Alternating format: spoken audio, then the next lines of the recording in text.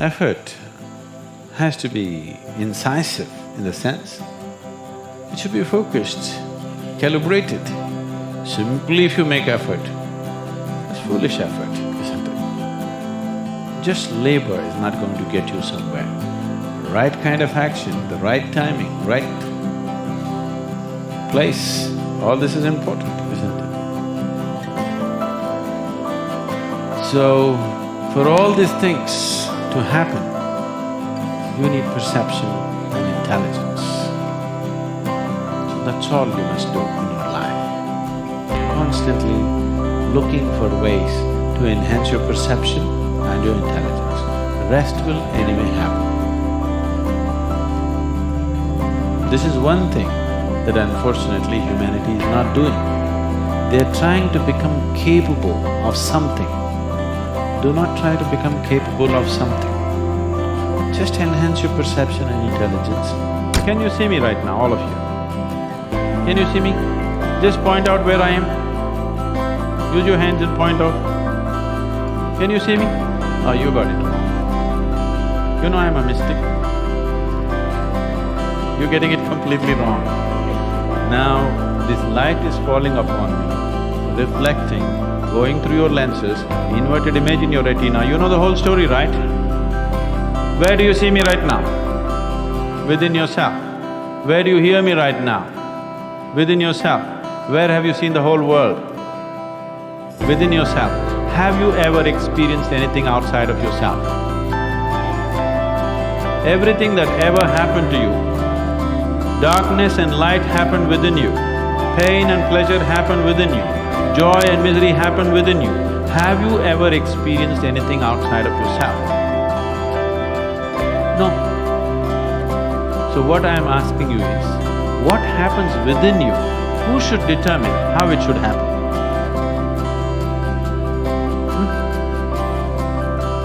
What happens within you? Who should determine how this should happen? Somebody else?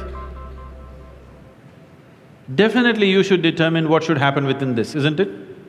So if you determine what's happening within this, your whole experience of life will be determined by you, nobody else but you, isn't it?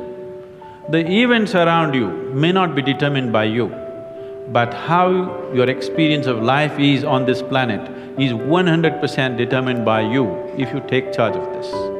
If you leave it loose, just about anybody will determine it. They will, not consciously, they also like you by accident. If you just observe, if everybody makes a little effort, everybody take a little time for this piece of life, okay? Not for your family, not for your career, not for something else. Just for this piece of life. Give it little time because this is the most important piece of life in your life, isn't it? Yes or no? Yeah. Even if you're in love with somebody, still this is the most important piece of life, isn't it? So pay some attention to this. How does it happen? Why have you taken it for granted? Believe me, you're not going to be here forever. I'll bless you with a long life, but you're going to fall dead one day. Yes or no? Yes. So, do not take this for granted. If you wake up in the morning, tomorrow if you wake up in the morning, no, this is not my wish, but I want you to know, of all the people who go to bed tonight, over 1 million people will not wake up tomorrow morning. And tomorrow, if you and me wake up tomorrow morning, is it not a fantastic thing? 1 million people did not wake up, you woke up. Is it not a great thing? Just look at the ceiling and smile, you are still awake, you're still there. And for many millions of people, somebody who's dear to them did not wake up.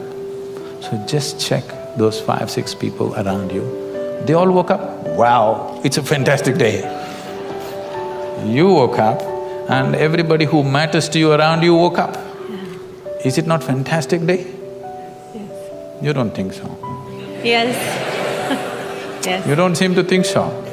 Yes. Because the problem is just this, you are living with an idea that you're immortal. When I say you're immortal, you're not actually thinking you're immortal, but you're not conscious of your mortality. If you're not conscious of your mortality, somewhere you think you're immortal, isn't it? How many moments in a day are you conscious that you're mortal? If you were conscious, would you have time to crib? Would you have time to fight with somebody? Would you have time to do some rubbish with your life? If you knew, if you are conscious that you are mortal, you would do nothing other than what is absolutely needed for you and everybody around you. This one thing if you do, if you just remind yourself, you don't think this is a negative thing. Death is not a negative thing, it's the only thing which has added value to your life. If you're here forever, you would be unbearable. Yes, yes. Isn't it? Aren't we glad everybody dies one day? If you just become conscious of this one thing, that always you're conscious that I'm mortal, you don't have to think, I will die today, we don't intend, we want to live as far as possible. Just you know, one day I will die. If you're just conscious of this one thing, you will naturally become spiritual. Every day, every moment if you remind yourself, this is a brief life, I'm mortal, one day I will end. Just do this for 2 days and see, you will become something truly fantastic within yourself, just this is all. That is simply beautiful. That's all that's needed. If you want to know the value of life, just know that it's a brief happening. Just loosen up your life a little bit, laugh a little more, involve yourself with people around you, do things that you think is not so important. Don't do things which are very important. Do simple things. It's very important you do simple things. Very important things you're doing in your life, you will become dead serious. You know, Bertrand Russell, an Englishman, Bertrand Russell said, if you're beginning to think that what you're doing is very important, you need to take a holiday. So holiday does not mean coming to India. Holiday is every day, in those 24 hours you must take a holiday from your seriousness. From your seriousness has come essentially because of your self-importance. You hold yourself as an important person. I want you to see you are like a speck of dust in this existence. Tomorrow morning if you disappear, for sure in India nobody will miss you. Even down under, they won't bother much, you know. A handful of people, they will also forget soon enough. Isn't it so?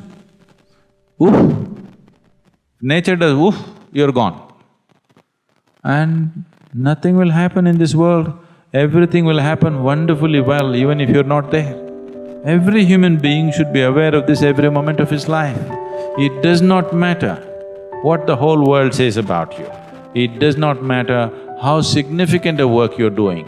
You must understand that tomorrow morning the world will go on fine without you, whoever you may be. Isn't it so? If you constantly remind yourself of this, you'll have no reason to be serious. Definitely not dead. And don't be dead now, a time will come. It's time to be alive. To create fear, you have to use excessive imagination. To not be in fear, you don't have to do anything. Fear is happening because of excessive imagination, things that have not happened, you're creating.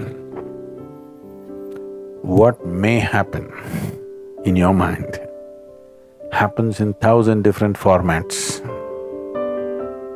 and most probably it never happens. The things that you feared, take 100 things that you have feared, probably 99 of them never happened, isn't it? Yes. So your fear is always about that which does not exist. You cannot fight or you cannot overcome that which does not exist. We can overcome something that exists. You cannot overcome that which does not exist. You just have to give up that effort. Enjoy the fear, After all, it's your making. You like horror movies. Yes, I mean, you're saying no, but you're producing them. It's just they're not making money, that's all.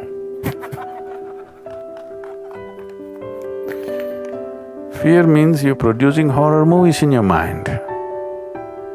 Nobody else is willing to watch. That's bad for the producer. But you're producing them. So, you produce something else. Produce a comedy, a love story, suspense, thriller. Try and see today. Just sit down, produce a love story, a suspense thriller, a comedy. 5 minutes movies you make in your mind, really. Start using your mind differently. It's just gotten into your pattern. Just gotten into your pattern of just creating horror movies all the time. You have watched enough horror movies, they're boring. Create something else. Even it's not that if you produce these movies, those things will happen in your life. Still they may not happen, at least you enjoy the movie. In reality, it may not happen, so what? At least you enjoy what's happening in your mind, if you cannot enjoy what's happening in the world, isn't it? That much privilege every human being deserves, isn't it so? Even if the world is not kind to him, at least his own mind should be kind to him, should produce some nice movies. We are completely committed to one dimension of our intelligence which we call as the intellect, which is just the thought process. Thought can only happen with the data that you have gathered through 5 senses, which is very limited, one thing. Another thing is, the nature of data that the senses gather are only useful for survival process. The very nature of how you see things, how you hear, smell and taste and touch life is only relevant for survival process. If you wanting to know the life itself, then these instruments of perception are no good. Even what is light and darkness is a debate between you and another creature which sees darkness as light, isn't it? If you sit with an owl and start an argument as to which is light and which is darkness, it's an endless argument. But who do you think is right? Hello? If you're saying both, you're either in the diplomatic corps or you have a successful marriage.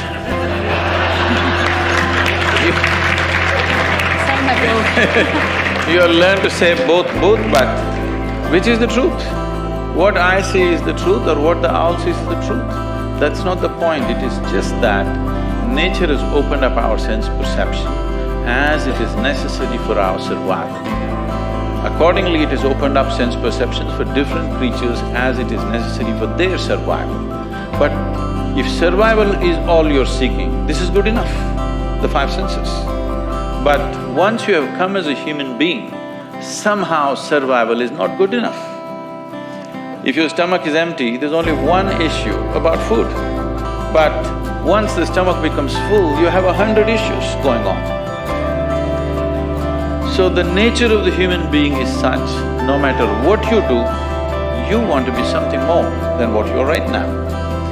And if that something more happens, something more, it's an endless pursuit.